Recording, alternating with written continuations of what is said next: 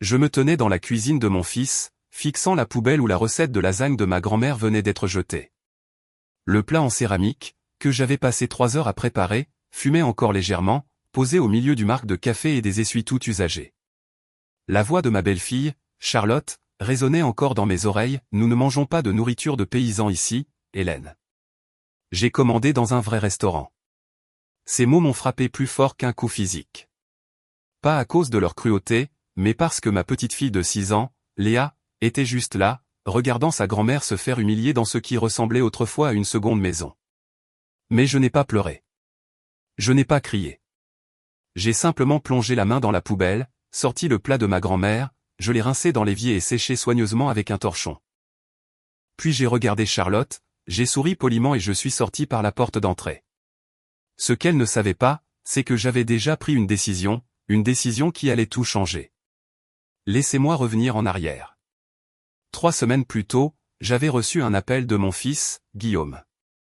C'était un mardi après-midi et je m'occupais de mon jardin, une passion dans laquelle je m'étais lancé après le décès de mon mari, Jacques, il y a 2 ans. Les tomates donnaient magnifiquement cette saison-là. Maman, on fait un dîner de famille dimanche, a dit Guillaume. Sa voix semblait tendue, fatiguée. Charlotte veut faire quelque chose de grand. Tu sais comment elle est. Je le savais. Charlotte avait des idées très arrêtées sur tout. Où ils vivaient, à quoi ressemblait leur maison, quelle voiture Guillaume conduisait, et même quels vêtements la petite Léa portait pour aller à l'école privée.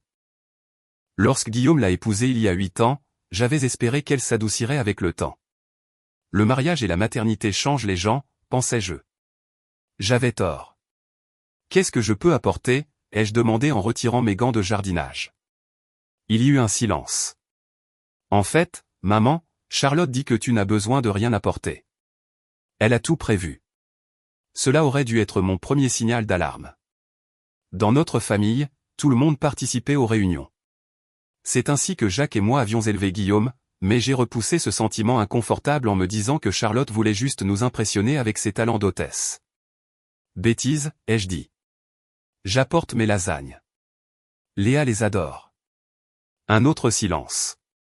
D'accord, maman, si tu insistes. Ce samedi-là, je suis allé à l'épicerie fine italienne du centre-ville, celle que Jacques et moi visitions ensemble chaque mois. J'ai acheté de la mozzarella fraîche, du parmesan importé, de la vraie saucisse italienne et des tomates sans marzano authentiques. La recette avait été transmise par ma grand-mère, Rosa, qui l'avait apportée de Sicile en 1952. Chaque couche comptait. Chaque ingrédient devait être parfait. J'ai passé la matinée du dimanche dans ma cuisine. La même cuisine où j'avais appris à Guillaume à faire des crêpes quand il avait 7 ans. Où nous avions décoré des sablés chaque Noël. Où Jacques m'avait embrassé pour me dire au revoir le matin précédant sa crise cardiaque. Les souvenirs vivaient dans chaque recoin. Mais ils ne me rendaient plus triste. Ils me rendaient reconnaissante. À midi, les lasagnes refroidissaient sur mon comptoir. Parfaite. Le fromage était gratiné juste comme il faut. L'odeur emplissait toute ma maison. Je les ai soigneusement couvertes de papier aluminium, j'ai emballé une petite salade que j'avais préparée et j'ai conduit jusqu'à la maison de Guillaume dans une banlieue résidentielle huppée. Il vivait dans le domaine des Chênes, un de ces quartiers sécurisés où toutes les maisons se ressemblent et où le règlement de copropriété dicte même la couleur des volets. La maison de Guillaume et Charlotte était une villa moderne avec un double garage. Il l'avait achetée il y a 3 ans, et j'avais aidé pour l'apport personnel. 40 000 € provenant des économies que Jacques et moi avions constituées sur 30 ans de travail. C'est un investissement dans l'avenir de notre fils, avait dit Jacques en signant le chèque. La famille est de la famille. À l'époque, Guillaume m'avait serré dans ses bras, les larmes aux yeux. Maman, je ne sais pas comment vous remercier. On vous remboursera. Je le promets. J'avais balayé sa remarque de la main. Soyez juste heureux. C'est tout le remerciement dont j'ai besoin. Il n'avait jamais remboursé un centime. Non pas que j'ai demandé, mais ces derniers temps, j'avais commencé à remarquer des choses. Les nouveaux meubles design, le SUV de luxe dans l'allée, la croisière aux Caraïbes que Charlotte affichait sur Facebook. Chaque fois que je mentionnais doucement l'idée de commencer un plan de remboursement, Guillaume se mettait sur la défensive. Maman, tu sais que le cabinet comptable de Charlotte est exigeant et l'école privée de Léa n'est pas donnée. On s'y mettra. Je me suis garé dans leur allée à 13 heures précises. Avant même que je puisse sortir de la voiture, Charlotte est apparue sur le pas de la porte. Elle portait une robe de créateur couleur crème et des talons hauts. Ses cheveux blonds étaient coiffés comme pour un cocktail mondain, pas pour un dîner de famille. Hélène, dit-elle, son sourire crispé. Tu es pile à l'heure. J'ai remarqué qu'elle ne m'aidait pas à porter quoi que ce soit. J'ai géré le plat de lasagne d'une main et mon sac à main de l'autre, faisant attention à ne pas trébucher sur leur allée pavée impeccable. À l'intérieur, la maison ressemblait à une page de magazine. Tout était blanc, gris et immaculé. J'avais toujours l'impression que j'allais casser quelque chose juste en existant dans leur espace. De la musique classique jouait doucement via des enceintes invisibles. La table de la salle à manger était dressée avec de la porcelaine que je ne reconnaissais pas. Probablement un autre achat récent. « Où est ma petite Léa ?» ai-je demandé en posant les lasagnes sur l'îlot central de la cuisine. « Elle est dans sa chambre », a dit Charlotte sans me regarder. Elle arrangeait un plateau de fromage qui coûtait probablement plus cher que mon budget course de la semaine. Nous lui apprenons le temps calme avant les événements sociaux. Cela l'aide à apprendre à être présente et attentive. Léa avait 6 ans. Quand Guillaume avait 6 ans, il courait dans le jardin en prétendant être un dinosaure. Mais j'ai mordu ma langue. Et Guillaume, ai-je demandé. Il est allé chercher la nourriture. Il devrait être de retour d'une minute à l'autre. J'ai commencé à retirer l'aluminium de mes lasagnes. Je vais juste mettre ça dans ton four pour les garder au chaud. La main de Charlotte a jailli, m'arrêtant net. Qu'est-ce que c'est? Mes lasagnes. Pour le dîner, tu te souviens? J'ai dit à Guillaume que je les apportais. Son visage a changé. Le masque poli a glissé juste une seconde et j'ai vu quelque chose de froid en dessous. Hélène, j'ai commandé le dîner chez Il Palazzo. Tu sais, le restaurant italien qui vient d'avoir une étoile Michelin. Ils apportent un assortiment complet. Pâtes fraîches maison. Osso bucco. La totale. C'est charmant, ai-je dit. Mais nous aurons aussi mes lasagnes. Il y a toujours de la place pour plus de nourriture lors des dîners de famille. Non. Le mot est sorti sec. J'ai planifié ce dîner avec soin. Le menu est fixé. Je ne peux pas avoir des plats aléatoires qui gâchent la présentation. Des plats aléatoires. La recette de ma grand-mère était un plat aléatoire. J'ai senti ma mâchoire se serrer, mais j'ai gardé ma voix calme. Charlotte, cette recette est dans notre famille depuis 3 générations. Léa la réclame chaque fois que je la garde. Oui, et c'est une partie du problème. Charlotte croisa les bras. Léa a besoin de développer un palais plus sophistiqué. Elle ne peut pas juste manger de la comfort food tout le temps. J'essaie de l'exposer à la vraie gastronomie. La vraie gastronomie. Comme si la cuisine de ma grand-mère était fausse. Avant que je puisse répondre, j'ai entendu des pas dans l'escalier.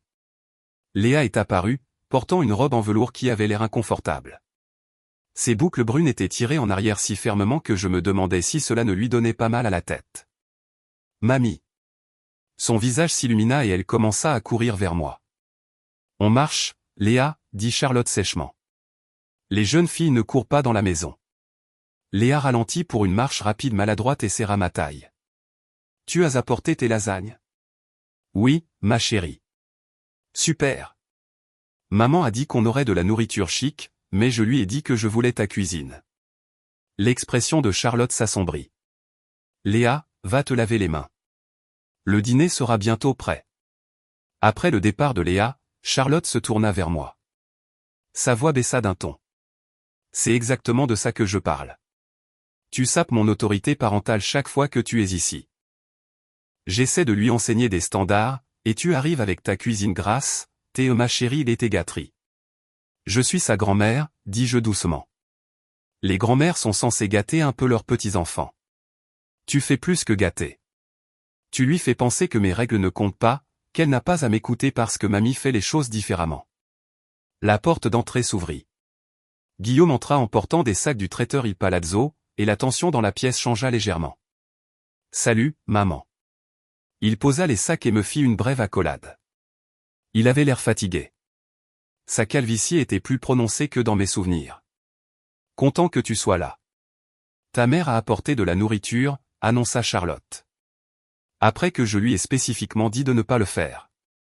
Guillaume jeta un coup d'œil aux lasagnes, puis à moi, puis à sa femme. Je pouvais le voir calculer quelle bataille mener. Maman, Charlotte a passé beaucoup de temps à planifier ce dîner. J'ai passé 3 heures à faire ces lasagnes, répondis-je. En utilisant la recette de ta grand-mère Rosa, celle dont tu disais toujours qu'elle était ta préférée quand tu étais petit. Quelque chose vacilla dans les yeux de Guillaume. De la culpabilité peut-être, ou un souvenir. Mais Charlotte parla avant qu'il ne puisse dire quoi que ce soit. Guillaume, je ne vais pas débattre là-dessus.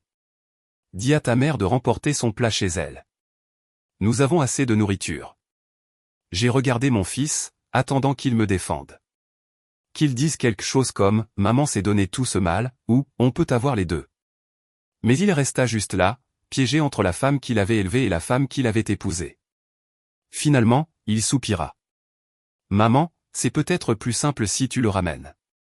On a vraiment beaucoup de nourriture qui arrive. » C'est là que quelque chose s'est brisé en moi. Pas de manière dramatique.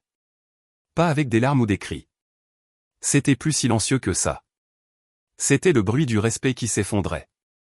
De réaliser que l'enfant pour lequel vous vous êtes sacrifié, pour lequel vous vous êtes inquiété, que vous avez aimé inconditionnellement, choisirait la voie de la moindre résistance plutôt que de vous défendre. Très bien, dis-je. J'ai ramassé le plat de lasagne. Encore chaud, encore parfait. Et alors que je me tournais pour marcher vers la porte, la voix de Charlotte me suivit. En fait, pourquoi ne le laisses-tu pas ici? Je trouverai une utilité au plat plus tard. Je me suis arrêté. Le plat? Oui. C'est du vintage, non? Ça pourrait valoir quelque chose. Tu n'as qu'à vider la nourriture. Et c'est là que j'ai craqué.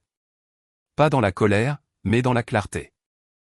J'ai marché vers leur cuisine immaculée, ouvert le placard sous l'évier et trouvé leur poubelle. C'était l'une de ces poubelles coûteuses qui coulissent sur des rails. Et j'ai vidé les lasagnes de ma grand-mère directement dedans. Le tout. 3 heures de travail.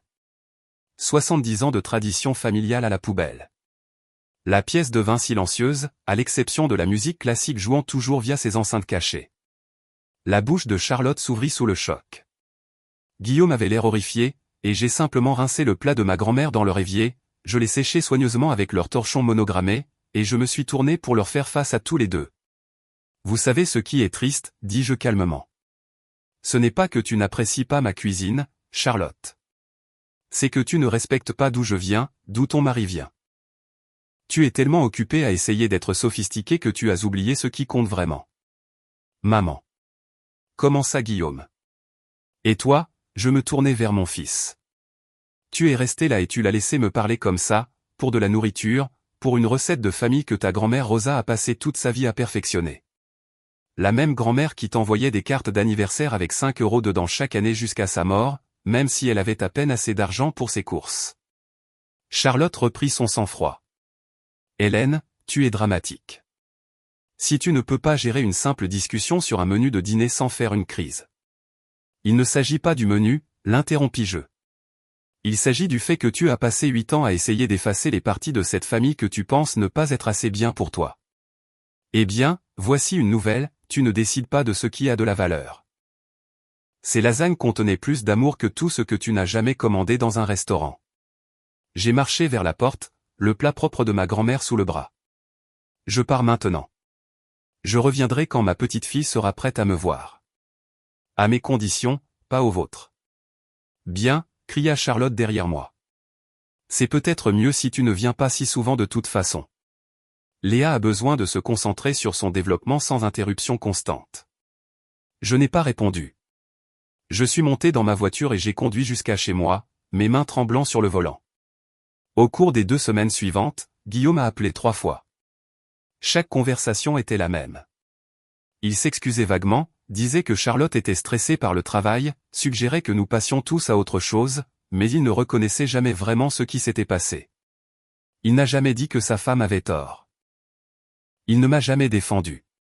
Je n'ai pas répondu à son 4e appel. Au lieu de cela, j'ai pris rendez-vous avec ma notaire, maître Bertrand, une femme que je connaissais depuis 20 ans. Elle s'était occupée de la succession de Jacques après son décès. Hélène, dit maître Bertrand quand nous nous sommes assises dans son bureau, que puis-je faire pour vous?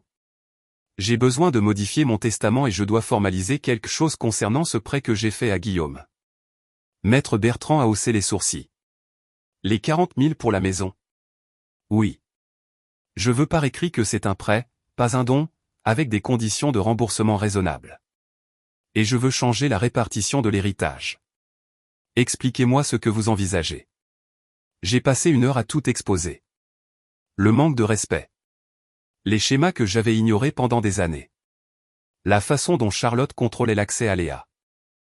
La façon dont Guillaume était devenu un étranger qui choisissait la paix plutôt que l'intégrité. Voici ce que je veux, dis-je finalement. Guillaume n'héritera que de sa part réservataire légale, mais seulement s'il rembourse les 40 000 d'abord. S'il ne rembourse pas dans l'année suivant mon décès, cette somme sera déduite de sa part. Tout le reste, la quotité disponible, ira à Léa sur une assurance vie bloquée à laquelle elle ne pourra accéder avant ses 25 ans. Charlotte n'aura rien. La notaire prenait des notes soigneusement. Et pour la documentation du prêt? Je veux une reconnaissance de dette formelle. Ils peuvent rembourser 2 000 € par mois pendant 20 mois. S'il manque plus de 2 paiements, je peux exiger le remboursement total immédiatement par voie légale. Hélène, êtes-vous sûre? Cela va créer une tension familiale importante. La tension existe déjà, dis-je. Je refuse juste de faire semblant qu'elle n'existe plus. Les papiers ont été rédigés en 1 semaine. Je les ai envoyés par lettre recommandée avec accusé de réception à la maison de Guillaume, accompagnée d'une lettre expliquant ma décision. J'ai fait simple. Guillaume, je t'aime. Je t'aimerai toujours. Mais aimer ne signifie pas accepter le manque de respect. L'argent que je t'ai donné était destiné à t'aider à construire une vie, pas à me rendre invisible dedans. Ce sont mes conditions. Tu peux choisir de les respecter ou non. Quoi qu'il en soit, je pose des limites pour la première fois dans ton mariage. Et j'aurais dû le faire il y a des années. J'espère qu'un jour tu comprendras. Ma petite fille me manque. Avec amour, maman. 2 jours plus tard, mon téléphone a sonné. C'était Charlotte. Comment oses-tu, sifflatait-elle avant même que je puisse dire allô. Sais-tu ce que tu as fait? Tu as pratiquement déshérité ton propre fils. J'ai mis en place un compte bloqué pour ma petite fille et demandé que mon prêt soit remboursé. Ce n'est déshériter personne. 2 000 par mois? Nous ne pouvons pas nous permettre ça. Vous pouvez vous permettre des croisières aux Caraïbes et des restaurants étoilés. Vous trouverez une solution. C'est à propos des lasagnes, n'est-ce pas? Tu nous punis pour un stupide plat de pâtes. Ce n'a jamais été à propos des lasagnes, dis-je calmement. C'était une question de respect. Quelque chose que tu ne m'as jamais montré. J'ai été plus que gracieuse avec toi. Tu as jeté la recette de ma famille à la poubelle, Charlotte. Tu l'as appelée nourriture de paysan. Tu as passé 8 ans à me faire sentir que je n'étais pas assez bien pour faire partie de ta vie parfaite. Eh bien, voilà le truc avec les vies parfaites, elles coûtent cher et j'ai fini de financer la tienne. Elle a raccroché. Guillaume a appelé 1 heure plus tard. Maman, s'il te plaît.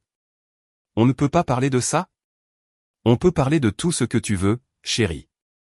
Mais les documents légaux restent. Charlotte est furieuse. Elle dit que tu essaies de nous contrôler. Non, Guillaume. J'essaie de me protéger, moi et Léa. Il y a une différence. Elle menace de couper tout contact avec Léa. Elle dit que si tu vas nous traiter de cette façon, tu ne mérites pas de voir ta petite fille. Mon cœur se serra, mais je m'étais préparé à ça. Maître Bertrand m'avait prévenu que cela pourrait arriver. Cela s'appelle de l'aliénation parentale, et ce n'est pas légal si je poursuis pour obtenir un droit de visite des grands-parents, mais j'espère vraiment que ça n'en arrivera pas là. J'aime Léa. Je t'aime, mais je ne serai plus traité comme si je ne valais rien. Silence au bout du fil. Je suis fatigué, Guillaume. J'ai 64 ans. Ton père est parti. J'ai passé 40 ans à faire passer tout le monde avant moi. Il me reste peut-être 20 bonnes années si j'ai de la chance. Et je ne vais pas les passer à mendier des miettes de respect de ma propre famille. Maman, je ne dis pas que tu dois choisir entre moi et Charlotte. Je dis que tu dois avoir un peu de courage et défendre ce qui est juste, même si c'est inconfortable. Surtout si c'est inconfortable. C'est ce que ton père aurait fait. J'ai entendu sa respiration se couper. Évoquer Jacques était un coup dur, mais cela devait être dit. J'ai besoin de réfléchir, a finalement dit Guillaume. Prends ton temps. Les termes du prêt sont clairs.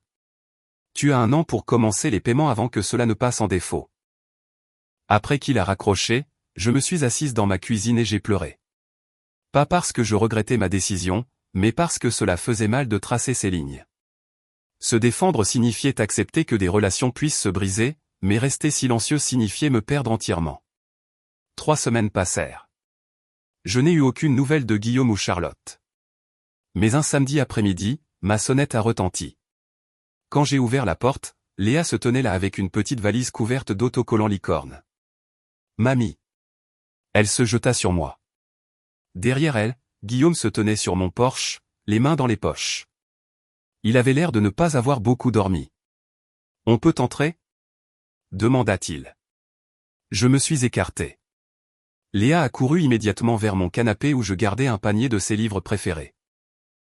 Guillaume et moi nous sommes assis à ma table de cuisine, la même table où nous prenions le petit déjeuner chaque matin de son enfance. J'ai passé 3 semaines à penser à ce que tu as dit, commença-t-il. À propos de papa, du respect, de tout. J'ai attendu. Charlotte a déménagé. Elle loge chez sa mère. Nous allons probablement divorcer. Ma main se porta à ma bouche. Guillaume, je n'ai jamais voulu. Non, maman. Écoute, ce n'est pas à cause de toi. C'est parce que tu m'as tendu un miroir et j'ai enfin vu ce que j'étais devenu. Le genre de mari dont papa aurait eu honte. Le genre de père qui enseigne à sa fille que c'est acceptable de laisser les gens manquer de respect à sa famille. Des larmes coulaient sur ses joues. Charlotte m'a donné un ultimatum. Elle ou toi. Et le truc, c'est qu'elle m'a donné des ultimatums sur une centaine de choses au fil des ans. Quel travail prendre, où vivre, comment dépenser l'argent. Je la choisissais toujours parce que c'était plus facile. Mais cette fois, quand elle m'a forcé à choisir, j'ai réalisé que je ne voulais pas être avec quelqu'un qui m'obligerait à choisir. Oh, mon chéri. Je suis tellement désolé, maman. Pour tout. Pour ne pas t'avoir défendu. Pour l'avoir laissé te traiter comme si tu n'étais pas importante. Pour avoir oublié d'où je venais. Il sortit une enveloppe de sa veste. C'est le premier paiement du prêt. 2000 €. J'ai liquidé quelques actions. Je ferai chaque paiement à temps. Je le promets. J'ai pris l'enveloppe, mais ce qui comptait n'était pas l'argent. C'était qu'il m'avait enfin entendu. Et Léa ? Ai-je demandé. Elle va rester avec toi ce week-end. Si tu es d'accord. Elle n'a cessé de demander après toi, surtout à propos de tes lasagnes. J'ai souri à travers mes larmes. Je pense que je peux arranger ça. Il y a autre chose, dit Guillaume. J'ai trouvé quelque chose quand Charlotte faisait ses valises. Un journal qu'elle tenait. Elle écrivait sur la façon dont, une fois que tu serais parti, nous hériterions de tout et pourrions enfin rénover la maison comme elle le voulait. Elle avait déjà choisi la robinetterie. Mon estomac se retourna. Elle ne nous a jamais aimés, maman. Elle aimait ce qu'elle pensait que nous pouvions être, ce que nous pouvions lui donner. Tu l'as vu il y a des années, et j'étais trop aveugle pour le remarquer. Je suis désolé, mon chéri. Ne le sois pas. Tu as fait la bonne chose. Tu as posé une limite et cela m'a forcé à voir la vérité. Il tendit la main à travers la table et prit la mienne. Papa disait que la vraie famille se montre, pas juste avec de l'argent, mais avec de la présence, du respect, avec un amour qui n'a pas de conditions attachées. Il disait ça, oui. Je veux être ce genre de père pour Léa et ce genre de fils pour toi, même si je m'y mets tard. Nous avons parlé pendant une autre heure du processus de divorce, de la garde, du fait qu'il devrait vendre la maison parce que Charlotte voulait sa part, et qu'il allait emménager dans un endroit plus petit, plus près de chez moi. C'est en fait un soulagement, dit-il. Cette maison n'a jamais vraiment ressemblé à un foyer de toute façon. Trop de pression pour être parfaite tout le temps. Avant qu'il ne parte le dimanche soir, j'ai appris à Léa comment faire des lasagnes. Vraiment les faire, en partant de zéro. Elle a eu de la farine dans les cheveux et de la sauce sur sa robe, et elle a ri tout le temps. C'est plus amusant que le temps calme, a-t-elle annoncé. Certaines des meilleures choses dans la vie sont salissantes, lui ai-je dit, pensant à quel point cette déclaration était vraie à plus d'un titre. En les regardant s'éloigner, la vieille berline de Guillaume chargée de la valise de Léa et des restes de lasagne dans le plat de ma grand-mère, j'ai ressenti quelque chose que je n'avais pas ressenti depuis des années. La paix. Pas parce que tout était réparé. Le divorce de Guillaume et Charlotte serait laid. Il y aurait des batailles pour la garde et des disputes de biens. Mais mon fils s'était enfin levé pour ce qui comptait, et ma petite-fille savait que l'amour de sa grand-mère venait sans condition, enveloppé dans de la nourriture faite maison et des câlins couverts de farine. 3 mois plus tard, Guillaume a effectué son 3e paiement de prêt pile à l'heure. Il avait trouvé une petite maison en location à 4 rues de chez moi, et Léa passait chaque week-end chez moi. Nous avions une routine maintenant. Les samedis matins étaient pour les crêpes, les samedis après-midi pour le parc, les dimanches matins pour les leçons de pâtisserie. Le divorce a été finalisé au printemps. Charlotte a essayé d'argumenter pour la garde exclusive, mais l'avocat de Guillaume était excellent. La garde partagée a été accordée, bien que Léa passât la plupart de son temps avec Guillaume. Le jour qui aurait été le 68e anniversaire de Jacques, j'ai invité Guillaume et Léa à dîner. J'ai fait les lasagnes de ma grand-mère. Alors que nous étions assis autour de ma table de cuisine, Léa entre nous, j'ai pensé à la façon dont, parfois, l'amour signifie poser des limites. Comment le respect n'est pas quelque chose que l'on mendie, mais quelque chose que l'on exige par ses actions. Comment s'éloigner du manque de respect n'est pas cruel. C'est de l'autopréservation.